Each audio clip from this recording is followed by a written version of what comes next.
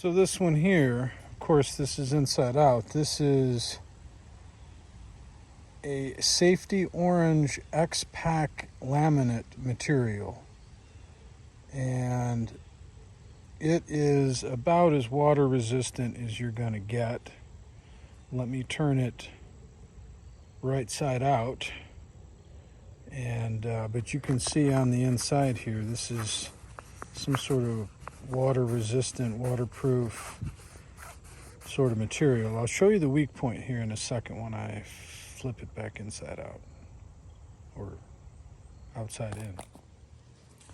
All right, here you go. So we've got this X-Pack material. Let's look at the zipper. That is about as water resistant as you're going to get. The weak point in my opinion is right there. See where you can see the orange? But other than that, I mean, if you submerge this thing, something's going to get wet. But outside of that, I would have no problem putting electronics in here whatsoever.